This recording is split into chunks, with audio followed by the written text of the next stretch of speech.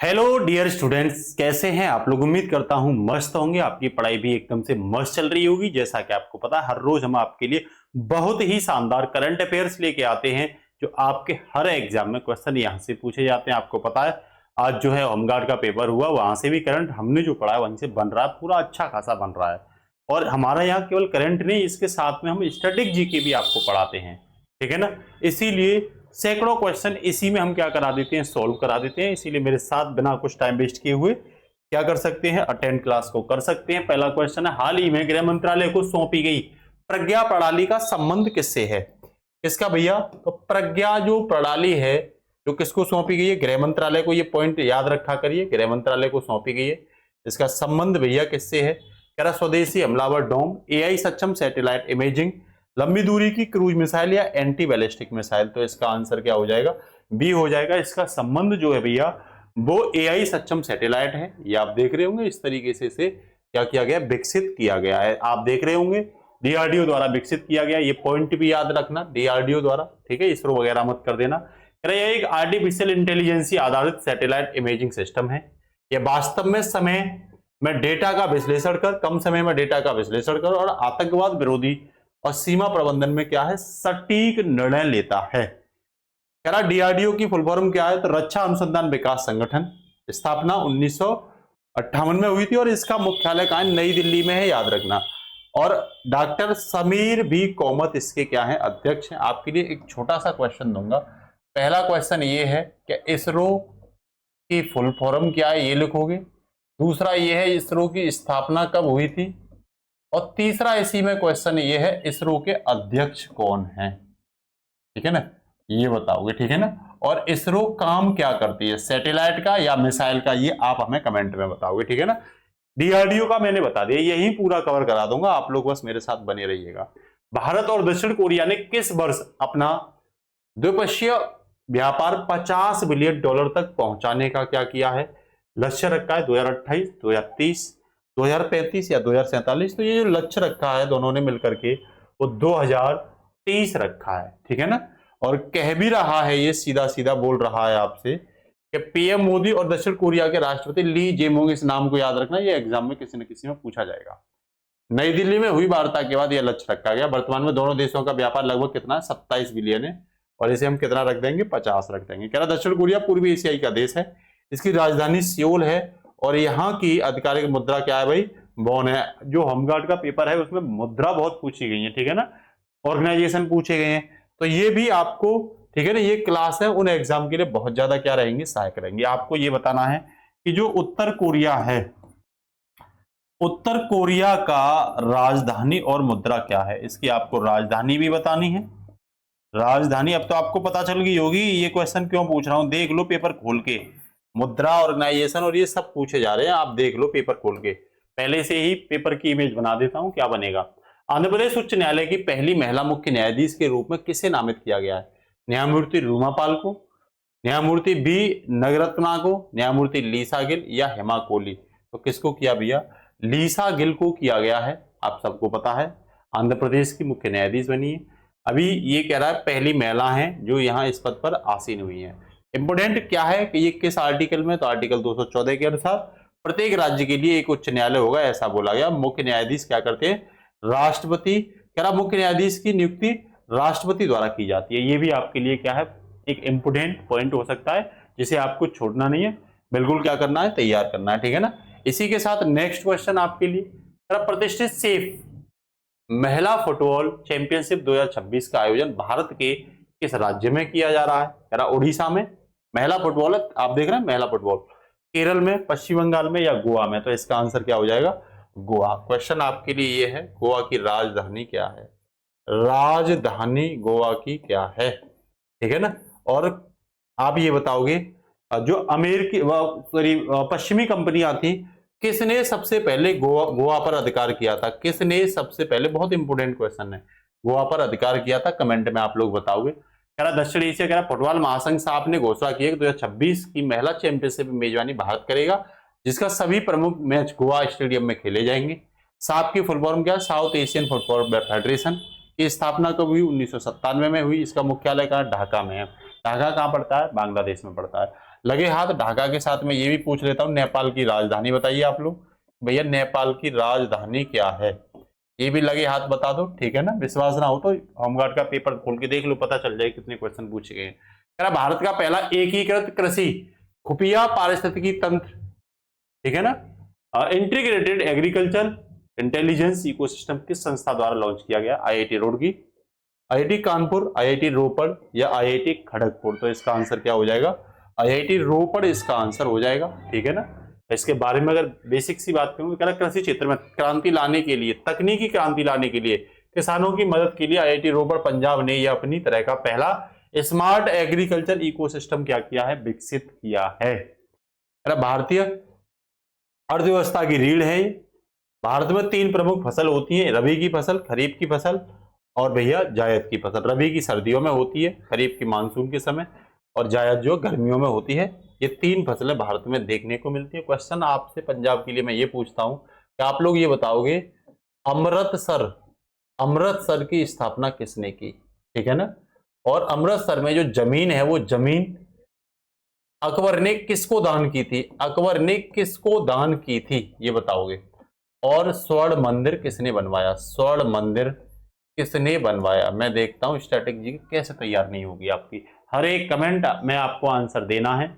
एक एक बच्चे की कमेंट में देखता हूं, ठीक है ना। और ऐसे बच्चे जिनको दिक्कत आती है वो कमेंट देख करके ही क्या करते हैं, सर्च करने में दिक्कत आती है, वो कमेंट देख करके ही टाइपिंग किया करें कमेंट में, ठीक है ना। चलें आगे बिना कुछ टाइम वेस्ट किए। कह रहा हाल ही में विश्व बैंक ने इस देश को दक्षिण एशिया क्षेत्र में हटाकर मैनाब, मध्य पूर्व और उत्तरी अफ्रीका समूह में शामिल किया है। मालदीव को, अफगानिस्तान को, श्रीलंका को या पाकिस्तान को? तो भैया किसको किया है? पाकिस्तान को। किसने किया? वर्ल्ड बैंक ने किया, ये ध्यान रखना। किसको किया है? पाकिस्तान को। आर्थिक संकट और खाड़ी देश सऊदी अरब, यूएई पर अत्यधिक वित्तीय निर्भरता के कारण वर्ल्ड बैंक ने पाकिस्तान को दक्षिण एशिया से हटाकर मैन क्षेत्रीय समूह में शामिल वर्गीकृत कर दिया है, ठीक है ना। ये इसमें कर दिया ऐसे हटाकर, क्योंकि ये यूएई और सऊदी अरब से ढेर सारा पैसा भिखारियों की तरह नल्ला भाई मांगता रहता है। वर्ल्ड बैंक की बात करूं तो इसकी स्थापना 1944 में ब्रेटन वुड्स सम्मेलन में हुई थी, ये याद रख लेना। इसका मुख्यालय वॉशिंगटन डीसी में है। आप लोग जरूर बताओगे। और आप लोग ये बताओगे आईएमएफ की स्थापना कब हुई? साइट्स की स्थापना कब हुई? स्थापना वर्ष बताओगे, बस हेडक्वार्टर नहीं बताओगे, ठीक है ना। और यूनेस्को की स्थापना कब हुई? यूनेस्को की स्थापना कब हुई ये आप कमेंट में मुझे बताओगे, ठीक है ना। अगला कह रहा है विश्व मलेरिया दिवस प्रतिवर्ष किस तिथि को मनाया जाता है? कह रहा है 22 अप्रैल, 25 अप्रैल और 24 अप्रैल या 28 अप्रैल को। तो ये भैया 25 अप्रैल को। मलेरिया एक प्रोटोजुआ है जो कल की करंट में आया था, मैंने आपको बताया था। कह रहा मलेरिया जैसी घातक बीमारी के खिलाफ वैश्विक प्रयासों को पहचानने और इसे खत्म करने के लिए जागरूकता फैलाने हेतु हर 25 अप्रैल को विश्व मलेरिया दिवस क्या किया जाता है? सेलिब्रेट किया जाता है, ठीक है ना। अगर मैं आपसे बताऊं तो ये एनाफिलीज, मादा एनाफिलीज मच्छर होता है, उसके काटने पर फैलता है। कह रहा है ये कोई वायरस नहीं है, ये प्लाज्मोडियम है। क्या है? प्लाज्मोडियम नामक एक परजीवी होता है। ध्यान रखना, ये क्वेश्चन पूछे जाने के पूरे चांस हैं, इसीलिए आप लोग इसे तैयार कर लेना। नेक्स्ट क्वेश्चन आपके सामने है। कह रहा हाल ही में 68वें ग्रेमी अवार्ड्स के लिए नामांकित एल्बम साउंड ऑफ द कुंभ के निर्माता कौन है? ए आर रहमान, सिद्धांत भाटिया या रिकी केज या शंकर महादेवन? तो इसके सिद्धांत भाटिया हैं भैया। कौन है? सिद्धांत भाटिया। ध्यान रखना, पूछ लेगा। साउंड ऑफ द कुंभ कौन के द्वारा लिखी गई है? तो इसका आंसर सिद्धांत भाटिया होना चाहिए, ठीक है ना। कह रहा है उत्तर प्रदेश सरकार द्वारा प्रायोजित 12 ट्रैक वाले एल्बम साउंड ऑफ द कुंभ को 68वें ग्रेमी अवार्ड में बेस्ट ग्लोबल म्यूजिक एल्बम के लिए क्या किया गया? नामित किया गया है। कह रहा भारत का पहला ग्रेमी कौन है? तो पंडित रविशंकर, 1968 में इन्होंने जीता था। कुंभ मेला प्रयागराज तीर्थराज में लगता है, ये ध्यान रखना। ये यूपी की बता रहा हूं, वैसे तो 4 जगह लगता है, ठीक है ना। आप चारों जगह बताओगे, ये आपके लिए क्वेश्चन है। भारत में कुंभ मेला किस जगह और नदी पर लगता है? जगह का नाम बताओगे, राज्य शास्त्र और नदी का नाम। किस नदी? ये बहुत इंपॉर्टेंट है, ये ध्यान रखना, ठीक है ना।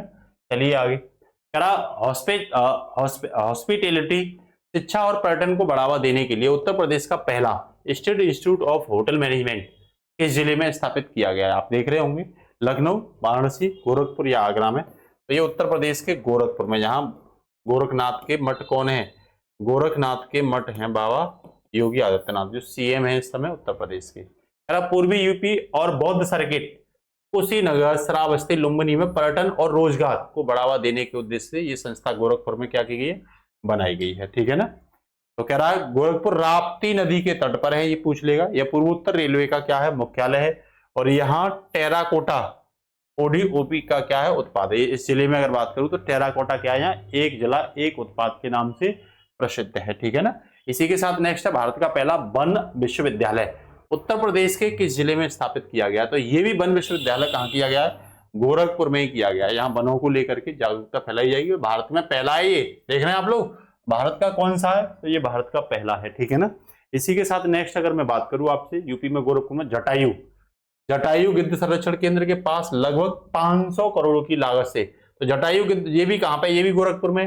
भारत का पहला वन विश्वविद्यालय क्या किया जा रहा है, बनाने को मंजूरी दे दी गई है। कंफ्यूजन ना हो इसीलिए ध्यान रखना, ये फॉरेस्ट यूनिवर्सिटी है गोरखपुर में, और वाटर यूनिवर्सिटी जो है वो हमीरपुर में है। पानी वाली जल विश्वविद्यालय हमीरपुर में है, और फॉरेस्ट कहां पे भैया, गोरखपुर में। दोनों को यहाँ पे क्या कर दिया, एकदम से क्लियर कर दिया। क्या क्षेत्रफल की दृष्टि से भारत का सबसे बड़ा नेशनल पार्क कौन सा है, किसकी दृष्टि से, क्षेत्रफल की दृष्टि से पूछ रहा है, ये भी आप दिमाग में डाल लेना। Jim Corbett, Kaziranga national park, Hemis national park और कान्हा नेशनल पार्क। इसका आंसर जो होगा ना वो हेमिस नेशनल पार्क है। आपके लिए क्वेश्चन ये, इन सबको बताओगे ये किस राज्य में पड़ते हैं, प्रत्येक का बताओगे ये किस राज्य में है, काजीरंगा किस राज्य में है, कान्हा नेशनल पार्क किस राज्य में है, और हेमिस नेशनल पार्क किस राज्य में है, ये मुझे आप कमेंट में बताओगे। ठीक है ना। चलें आगे की ओर। तो कह रहा है हेमिस नेशनल पार्क, कह रहा है 4400 वर्ग किलोमीटर क्षेत्रफल के साथ ये भारत का सबसे बड़ा नेशनल पार्क है, लद्दाख में स्थित है। चलो ये तो बता दिया। और हिम तेंदुआ के लिए क्या है, ये फेमस है। सबसे बड़ा आपसे पूछे तो हेमिस नेशनल पार्क, सबसे पहला पूछे जो 1936 में बना था, ध्यान रखना, ये जिम कॉर्बेट है। ठीक है ना। और प्रसिद्ध पूछे तो काजीरंगा एक सींग वाले गैंडे के लिए क्या है, ये प्रसिद्ध है। किसके लिए, एक सींग वाले गैंडे के लिए ये प्रसिद्ध है भाई साहब। ठीक है, कोई दिक्कत यहां तक जल्दी से बताइए, मेरे हिसाब से कोई दिक्कत नहीं होनी चाहिए। नए कानून भारतीय नागरिक सुरक्षा संहिता बीएनएस 2023 के तहत 7 वर्ष या उससे अधिक की सजा वाले अपराधों में फॉरेंसिक जांच को किस धारा के तहत अनिवार्य किया गया है। धारा 175, धारा 193, धारा 105 या धारा 176। तो इसका आंसर क्या हो जाएगा, धारा 176 इसका बच्चों आंसर हो जाएगा। ठीक है ना। इसमें कह भी रखा है, कह रहा न्याय संहिता में पारदर्शिता लाने के लिए 7 वर्ष से अधिक सजा पाने वाले अपराधों में पुलिस के लिए फॉरेंसिक जांच क्या कर दी गई है, अनिवार्य कर दी गई है। ठीक है ना। ये पहले ओल्ड एज सीआरपीसी में था, अब न्यू बीएनएसएस में है।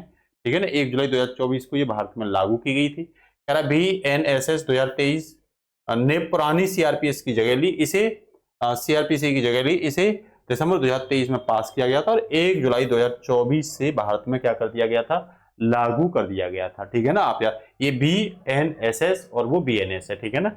आईपीसी की जगह बीएनएस लेके आए हैं और सीआरपीसी की जगह बीएनएसएस लेके आए हैं। ठीक है ना। कह रहा है विकसित उत्तर प्रदेश 2047 की थीम के साथ भारत स्काउट एंड गाइड्स की 19वीं राष्ट्रीय जम्बूरी की मेजबानी यूपी में किस शहर ने की है, अयोध्या, लद्दाख, आगरा या प्रयागराज। तो आप सबको पता है इसका आंसर जो होगा वो लखनऊ होगा, लखनऊ ने किया। कह रहा है युवाओं में अनुशासन, नेतृत्व और विकास के लिए 19वीं जम्बूरी, ठीक है ना, का आयोजन राजधानी लखनऊ में किया गया है। नवाबों का शहर लखनऊ में गोमती नदी के किनारे पे है, याद रख लेना।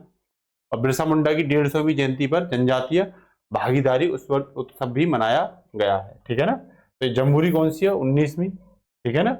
और ये ध्यान रखना जनजातीय उत्सव भी यहाँ सेलिब्रेट किया गया है। एमएस पावर पॉइंट में पहली स्लाइड शुरुआत स्लाइड शो करने के लिए किस डिफॉल्ट शॉर्टकट कुंजी का प्रयोग किया जाता है, तो F5 का किया जाता है। किसका किया जाता है, F5 का डिफॉल्ट के लिए। ठीक है ना। तो ये भी याद रखना। कह रहा है एमएस पावर पॉइंट में प्रेजेंटेशन को बिल्कुल शुरुआत पहली स्लाइड से प्ले करने के लिए F5 कुंजी का प्रयोग किया जाता है।